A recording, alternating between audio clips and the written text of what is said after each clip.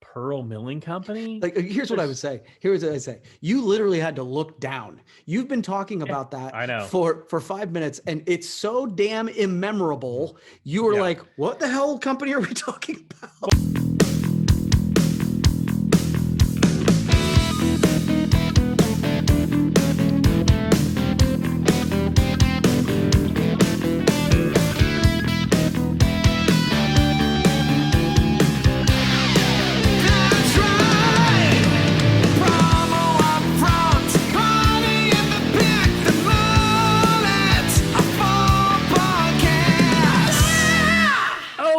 Welcome to episode number 34 minus 2. That's episode 32 of the Promo UPFront Podcast. That's right, 32 we've done of these. We've done 32 of them. I am one of your hosts, Bill Petrie. With me as always, the lieutenant of logo adjustment, the chief executive of the executive order, the sergeant of the Super Bowl ad, the one and only Dr. Kirby. Hasseman. Kirby, how are you today? I am doing really well. I like those titles, by the way. Those are really good. No, I'm doing well. Just trying to get back into the swing of things after, I always say that, President's Day is a great holiday. I would like very much for them to coincide that for President's Day to be the day after the Super Bowl, so that the day after the Super Bowl was actually a holiday and everybody could sleep off their alcohol and overfooding. But other than that, I'm doing great. How about you? Agreed. It should be a national holiday, Kirby. I couldn't agree more. We had about 4 of the kids' friends here, kind of a last hurrah with them being at home for the Super Bowl. And I cooked, I smoked 100 chicken wings, 2 pounds of this, 4 pounds of that, and no food was left over afterwards. So it made me feel really good. But you know what else makes me feel really good, Kirby? What's that, Bill? I'll be a good pals over at Promo Pulse. I want to ask you a question, Kirby. Mm-hmm. Where are you getting your ideas, your inspiration, and your information? My wife, but other than my wife, I would go with Promo Pulse. Well, your opinion matters, but let's get an unbiased testimonial, shall we? Okay, I think that would be smart. Here's a testimonial. I love having a really easy place to check in. It's just like checking a pulse. Pretty much anytime I pick up my phone, I check my Promo Pulse. It's easy inspiration. Promo Pulse takes the giant tornado of promo information flying above and funnels it into one nice little app. Kirby's showing it on his screen right now. It's a great app. We really implore you, and I know, Kirby, you've used the Promo Pulse app since day one, as I have, and you're a big fan. I am a big fan. And it really, again, the idea of putting it all in one place is exactly right. I think the specials, and what I like is also that you can decide who you follow and sort of the content that you into. So if you have a preferred list of suppliers, you can make sure that you're following not only their specials, but their content. Yeah. And I really like that you can kind of curate your message that way. I do too. All you have to do is download that Promo Pulse app. It's really your one-stop shop for all things in the promotional products industry. It's convenient. It's free to use. Kirby just talked about that personalized experience. You can sign up for the Daily Pulse to get ideas for your clients every single morning. That Alexa-enabled app where you can just simply say, Alexa, play some podcasts, perhaps the Promo UPFront podcast if you're so inclined. You can contact suppliers with just one click. You get those wrap-up weekly emails. Promo Pulse really is the only way to get all the information you need to know, save time, and make money. Download that. Go to your local app store, Apple, Google Play, whatever. Download that Promo Pulse app. All you need is a cell phone, and you already have one of those, don't you, Kirby? I think you do. Most people have too. Excellent. Well, Kirby, I want to first of all, thank Promo Pulse for sponsoring this fine broadcast. Yes. Second of all, I want to thank you for having the courage to podcast on number 32. You looked a little confused when I mentioned the number of what podcast. I was just trying to do the math on how many months. That means we've been doing this for 8 months. We've been doing this for 8 months, Kirby. That's right. Crazy. It's crazy, right? You know what else is crazy, Kirby? Our Promo UPFront topic this week, which I have. So we always start with something promo related. Yep. This one's not much of a stretch either. Okay. So I don't know if you know this, Joe Biden, since he's taken office, has kind of gone hog wild with executive orders and trying to put a stamp on his administration from day one. Yep. Not getting into the political part of that, but it's just a fact. He is. Yep. I don't know if you knew this. He signed a Buy American executive order. Are you familiar with this? Yeah, I saw the headline. In the interest of transparency, I haven't read all the details. Okay. Well, let me fill you in, Kirby, as the responsible news person I am. All right. The policy falls in line with a lot of the talking points we've used during Legislative Education and Action Day on Washington, D.C. for the past few years. What it does, it updates and refines the federal rules that require government agencies to give preference to U.S. firms, right? Mhm. So the standards necessary for departments in the United States government to make purchases, so on and so forth. But the big one, and the one that really leads into our industry and what we've been advocating for years, it does away with the current test used to identify American-made products and replace it with a test that measures the value added to the product by American workers after the product is bought to the United States. Like I said, this is something we've been preaching for years, that this writing instrument that I'm showing you from Gold Star right now is a great writing instrument. It might be made in Mexico, it might be made in the United States, it might be made in Paraguay, it might be made in China. Where the value is added is when the decoration is put on, because that's when it becomes an advertising vehicle. And that's something we've advocated for years, the promotional products industry, when we've gone up there. So it essentially forces the government to reconsider what establishes a made in America product. So I have a couple questions for you. Yeah. I'm just going to go one by one so as not to confuse either one of us. And I can answer, or you can answer, it doesn't matter to me. Is this good, bad, or doesn't matter for the industry? Oh, I mean, again, I think this is an easy answer. This is outstanding for the industry. And the idea that if it weren't good for the industry, it would have been weird if you guys have been talking about it for the last 5 years at least, right? But no, I think it's, of course, like many of the individual pieces that are made, they might be made outside the United States, but I love the point that the value piece is added here. And it does employ American workers to do that. Yeah. So I think that makes sense. The only, just like everything else with the government, there's always a gotcha. Yeah. It's never black and white. So to me, it's good, but could cause some confusion. So you're going to start getting products, instead of having a sticker on it that says made in China, it's going to be hard stamped on the actual product that says made in China. So now if I decorate that here in Florida or Kenosha, Wisconsin, if I decorate that product, I can package it with a made in the USA packaging. I think it might cause a little confusion there. And my concern is that one rule begets 15 others, just like everything else in the government. I lean with you. Again, overall, it's good because you're adding value to a product, and that product is an American-made value.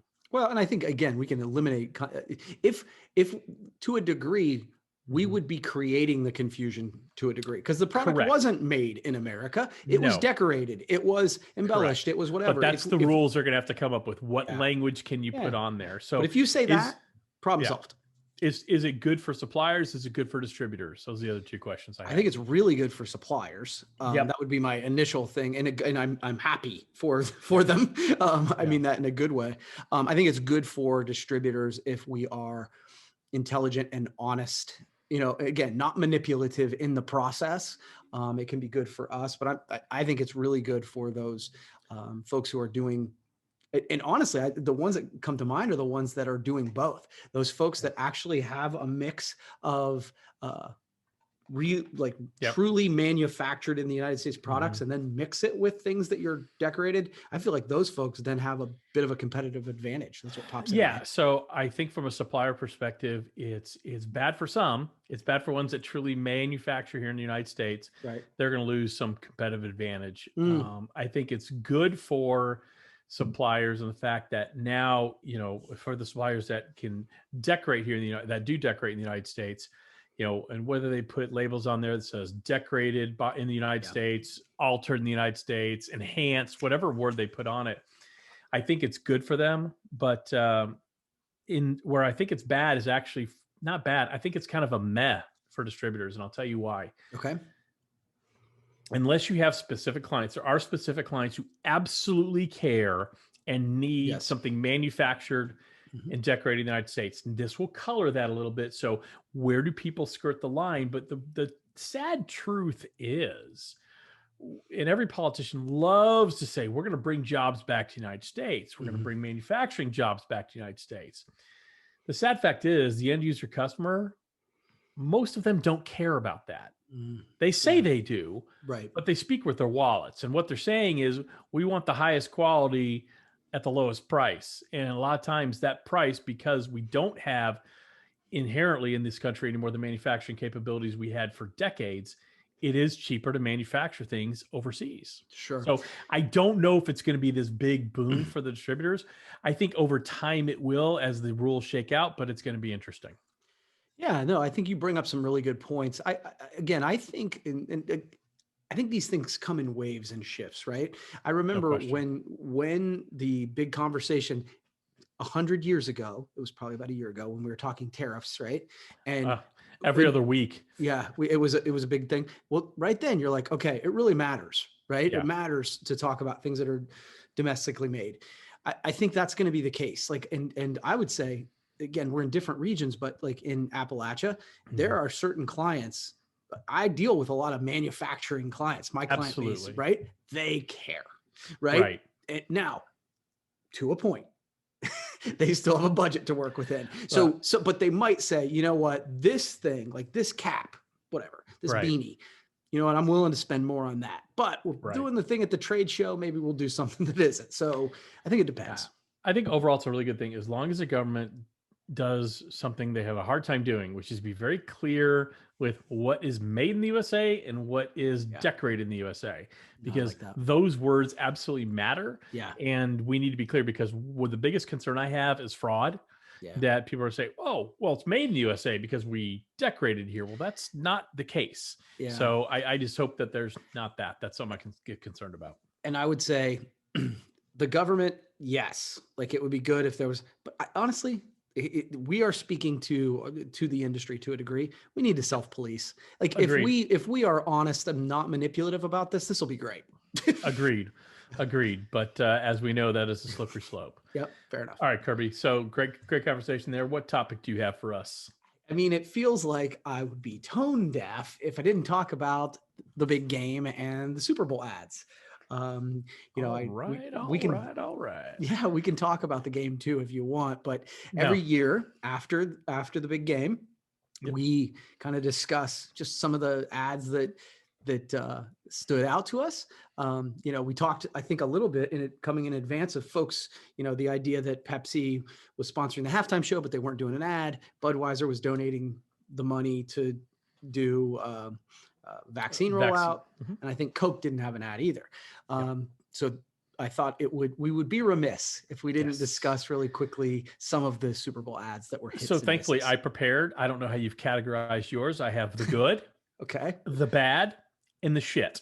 Okay. So I just wrote a few I liked and one I didn't like. No, that's great. You go. It's your topic. You roll, please. Well, why don't we go back and forth? Okay. Yeah. So one I liked was No Way Norway with Will Ferrell. I have that down. Yeah, I like that one. I thought it was fun. I thought it was kind of a silly kind of idea of, you know, kind of the idea that we need to up our game in the country of electric vehicles. And so I just thought that the cast was fun. I thought the idea that he ended up in the wrong country was funny. That one was good storytelling, I thought. Anytime you get Will Ferrell involved, it's usually a home run. So there's weird. Anytime you get somebody involved, it's usually something. No, most of the time you get Will Ferrell involved, it's generally going to be good. Yeah. So it's at least going to be funny. Yeah. Yep. Yeah, I like that one. Okay. You go. One I liked. I loved the Sam Adams Wicked Hazy IPA, where they made fun of the Budweiser Clydesdales. So Budweiser, as you said, did not have an ad. Now Anheuser-Busch had ads, and we will get to that. Yeah. Oh, trust me, we're getting to that. Okay. But the Budweiser brand did not have the traditional Clydesdales and all the things you normally see. And I love that. It was a funny commercial where somebody released the generic Clydesdales and downtown your cousin Boston. From Boston. Yeah. It was that guy. And they caused all sorts of mayhem. I thought that one was great. I love that one. I actually have that one down as I thought it was timely. It was super funny. I thought it was just a great use of it. So yeah, I'm with you on that one. I'll give you a couple more quick ones because I actually want to hear, you seem like you are super prepared on this. So I'm going to, so I loved the one from State Farm. Drake from State Farm. Yes. That was, I mean, they built upon the whole thing of Aaron Rodgers, Patrick Mahomes, Paul Rudd was Patrick Mahomes, and but then they turn around and Drake from State Farm. It's like they've been building upon that for years, and then all of a sudden, I thought that cash in was great. I thought that was brilliant. It was very funny. It was quick and funny. I love that one. Let me tell you one I didn't like, Kirby. Okay. The Uber Eats Wayne's World one. Okay. I wanted to like it because obviously we're of that generation where Wayne's World has a meaning to us. Yep. I don't know how many surgeries Mike Myers has had on his face, but it's about 72 too many. And it was just weird. It felt weird to me. Yeah, it felt. Yeah, I'm with you on that one. That one felt a little contrived. I'll be honest with you. I didn't hate that one as much, just because like I was actually. It's a little bit like Cobra Kai for me. Yeah. I'm gonna forgive a lot of stuff just because it made me smile. Yeah, so that one was in the bad category for me. It was just like, but can I just say, yeah, here's why it was bad. I had no idea it was for Uber Eats. There you go. Just now. There you go. All right. What's another one you didn't like? You said you had a couple down. Well, the big one was Oatly. Yeah. Oatly. Yeah, go ahead. Well, it was super talked about, like in that way, like you can say, oh, it was really well spoken about on the internet and it's viral. I think people either loved it or hated it. I thought it was super annoying, and I don't think it's not one of those ads that I ever want to see again. And so that was one of the ones I really didn't like, and that was one of the main ones I didn't like. It was dumb, Kirby. I looked at that thing and I'm like, what the hell am I watching? Yep. It sent me into a deep hypnosis that I'm still not sure I've recovered from. Yeah, it was bad. Yeah, I didn't like that one. A couple other ones I didn't like. Did not like the flat Matthew McConaughey. That thing creeped me the hell out. And it was like a 60-second commercial. It's like, after the first 15 seconds, got it. You're flat. You need something 3D. Perhaps like a Dorito. Understood. Move it along. Yeah. I get you. I didn't mind that one. It could have been quicker. I'm with you on that one. But I actually thought it was a good use of, and I like Matthew McConaughey, so take that with a grain of salt. I will. But the idea of the 3D thing, it pertained to the product. So all right. Fine. So two other ones. The Bud Light Legends commercial. I didn't love that one. You want to know why? Why? Everybody loves that commercial. Who is the most famous spokesperson for Bud Light in the history of the brand? Spuds McKenzie. Oh, not in the commercial. Yeah, he was. I'm sure it has something to do with that it was too cutesy and too cartoony and it was appealed to kids or something like that. But the fact that you didn't have Spuds McKenzie in that commercial made that commercial completely meaningless to me.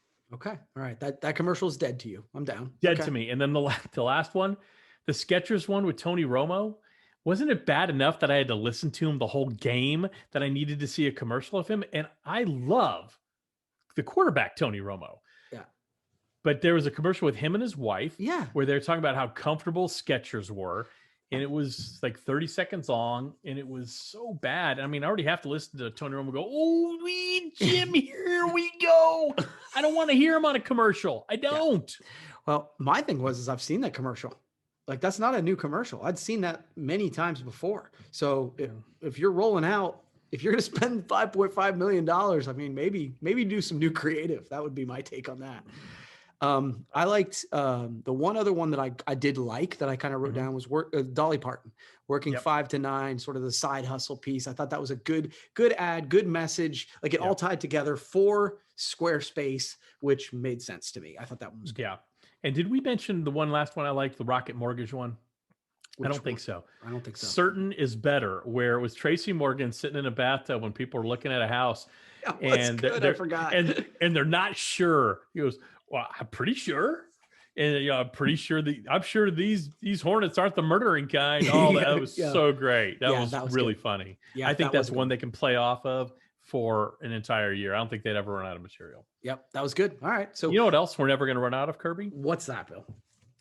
Our favorite thing in the whole world, and that's the promotional product. I bet you have one right on your desk you'd like to share with us. I do. I'm excited about it. So this is just a small one, but a goodie. It's called the Bambooey. So it is actually a mechanical pencil, which I love mechanical pencils. Obviously pens are wonderful, but I'm one of those people that if I get a mechanical pencil, I hang on to it because there aren't that many of them. It's actually what I talk to my customers about. I'm like, when people who love mechanical pencils, they will hang on to them because they love them. This is made 100% recycled bamboo. It's 100 minimum, $165 on special right now. The Bambooey from Gold Star. So that's a good one. That's really cool.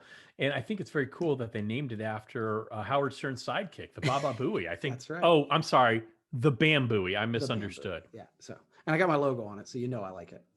I do like. I'm sure, of course you do. All right, Kirby. Do you like pancakes? Yeah, I do actually. Excellent. I knew you did. So I don't know if you're aware of this. I'm sure you remember when all the George Floyd thing happened in the summer, a lot of brands who had, let's call it racially insensitive branding, Yeah. kind of finally peeled back a lot of that. And one of them was Aunt Jemima, if you remember that. Right. So they've unveiled their new name after Okay. an exhaustive search. Are you ready? Have you seen this? Are you ready? I have not. It is going to be called the Pearl Milling Company. Kirby will replace Aunt Jemima on the old brand's packaging. It's gonna have a sticker on there that says the same great taste as Aunt Jemima. So you're still referencing something that's horrifically racist. But it's the Pearl Milling Company. It's going to launch in June. And I know you're wondering, well, gee, Bill, where does that name come from? I'm glad you silently asked me, Kirby. I asked with my eyes. The Pearl Milling Company was a late 19th century business that created the original ready-made pancake mix. Okay. So they're owned by PepsiCo. Quaker Oats is owned by PepsiCo. So would you like to hear this statement from the spokespeople at PepsiCo? Yeah. You seem exhausted already. I love it. The name is a nod to where our delicious products began before becoming a family favorite breakfast staple. While the Aunt Jemima brand was updated over the years in a manner intended to remove racial stereotypes, it has not progressed enough to appropriately reflect the dignity, respect, and warmth we stand for today. Would you like to call bullshit, or should I do it? This is just, and again, you've had more time to think about this, but this is classic overthinking, right? Like it not because of taking away the Aunt Jemima thing. If that is the decision that was made, I totally respect that. Like, Jiminy Christmas, why don't we just call it the generic? Like there's absolutely no, like, especially with big brands, I feel like when they go to rebrand something, especially like this, it's like they can't be edgy at all. Correct. I agree with you. So to me, it's classic overthinking that was preceded by decades of underthinking. Right. The fact that nobody looked at that package and says, that really looks racist to me. Yeah. We've all felt that way. I think we've all seen the caricature of Aunt Jemima, the name Aunt Jemima. It feels very inappropriate, right? But to go with the Pearl Milling Company, like, here's what I would say. You literally had to look down. You've been talking about that I know. for 5 minutes, and it's so damn immemorable. You were like, what the hell company are we talking about? Well, and here's the thing too. And it feels a little disingenuous because, like, oh, it doesn't reflect who we are. Absolutely it does. You were cool with Aunt Jemima for years and you knew it wasn't probably the best way to go. And what's interesting is the packaging, and I don't know if we'll use this for the cover or not this week. The packaging is exactly the same, with exactly the same colors, with a label on there, same great taste as Aunt Jemima. So you're not really working super hard to distance yourself, are you? Yeah. You could call it, why not buy the name Vermont's Best, or Canadian Honey, or whatever. You call it something, but yeah, the Pearl Milling Company. So, yep. So to me, it's a little too late for it, but it's also gone way too far. Yeah, it tells me nothing about the brand. Yeah, and it's way too late. So to me, it's like whatever. Yeah, I don't mind the late. To me, it's never too late to do the right thing. But okay, and I know that sounds fair. That sounds a little cheeky, but like, fine. You want to get it right. Get it right. I'll give you grace. But Jesus Christ, it doesn't mean our new syrup's called the. Yeah. Well, here's the thing, though. I agree. It's never too late to do the right thing. That's a great comment. That's a great statement. That should open up our podcast this week, actually. But here's the thing. When you have a company spokesperson saying, while the Aunt Jemima brand was updated over the years in a manner intended to remove racial stereotypes, please, just pandering. Come out and say, you know what?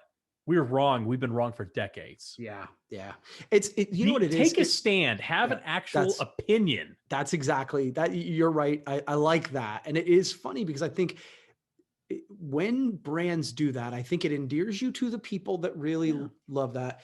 But it alienates you from the other folks, the folks who said, no, Aunt Jemima wasn't racist. That is it's an endearing brand that I've always loved and blah, blah, blah.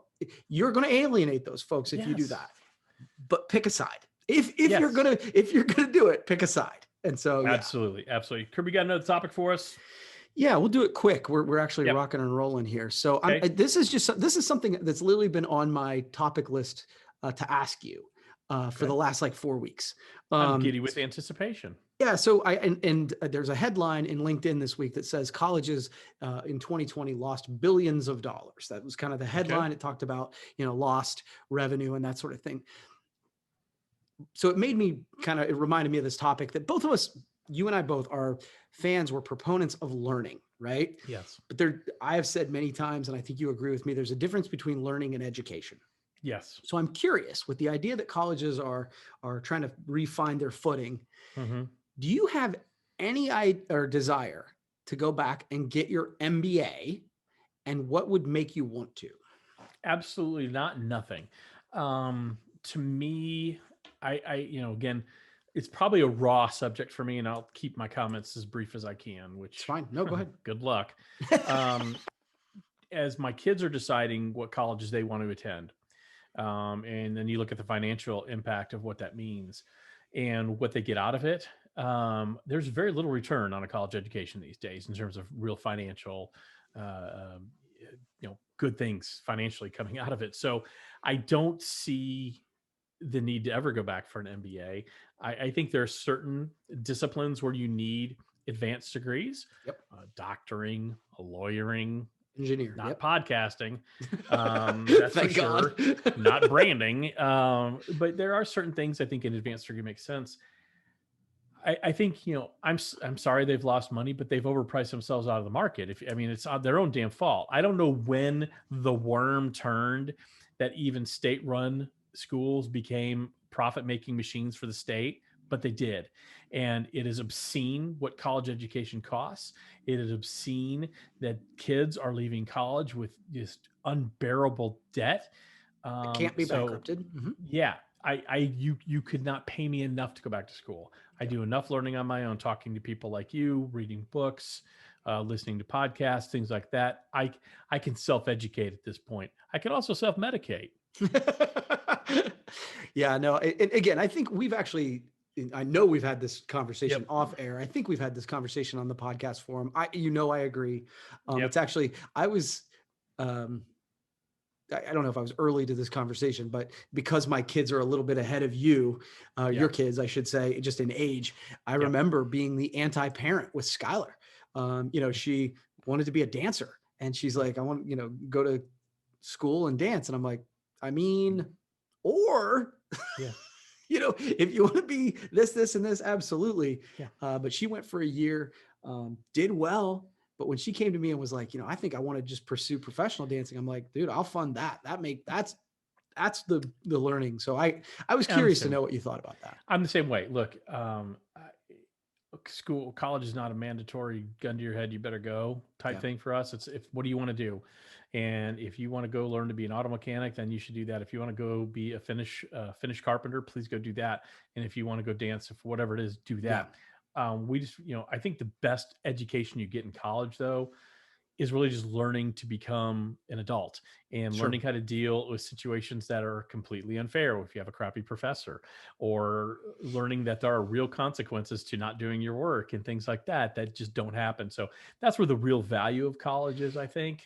But my pushback to that is, if you move on your own and have to support yourself in Chicago or LA or wherever that is, to a degree, you learn that too, because if you don't show up for work, you get fired. If you don't, there's you have to do your own laundry. You do, but to push back on your pushback, there's still a little bit of a safety net there in college where that's true. And I think that it's a stair step thing for me. It's not just throwing someone in the deep end of the pool. Yeah.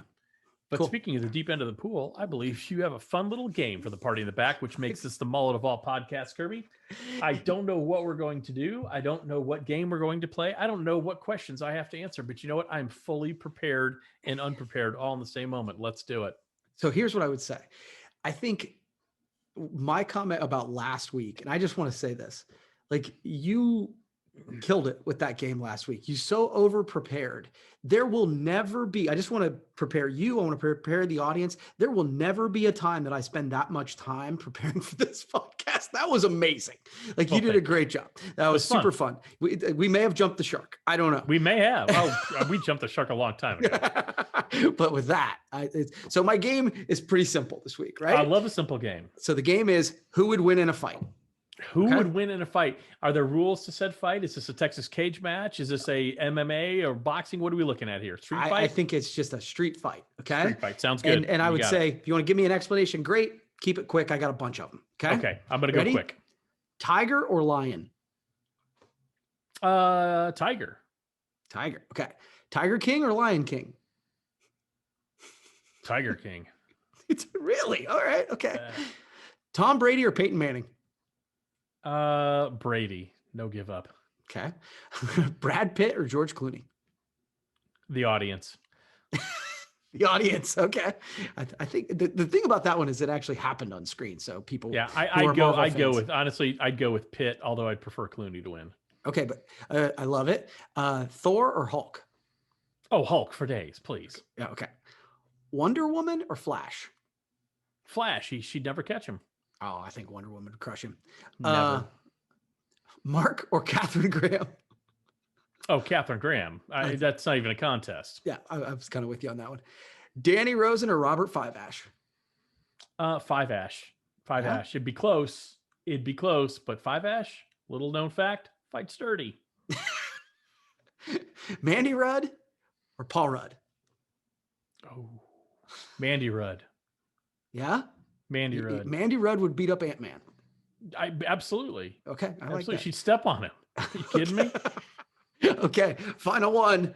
Bill Petrie or Kirby Hasseman? Kirby Hasseman. You know why? Why? I'm a lover, Kirby, not a fighter, but thank you for knowing that. And as we also love our good pals over at Promo Pulse. That's right. Our one-stop shop. I got to find the copy as I vamp here just for a minute. Your one-stop shop for all things promotional on your cell phone. Where are you getting your ideas, your inspiration, your information? That's right. Right there. You scroll. It's the best app. It's basically the only really app you need for the promotional products industry. Download it. It's convenient, free to use. Get that personalized experience. You get the daily pulse to get your client ideas for your client every single morning. There's supplier specials on there. There's content on there. There's every single thing you need. Head over to your local app store right now and download it to your cellular device and use it every day. Kirby, I want to thank you for having the courage to do this podcast with me. Episode number 34 -2. Looking forward to episode 35 -2 next week. Thanks, man. That's right.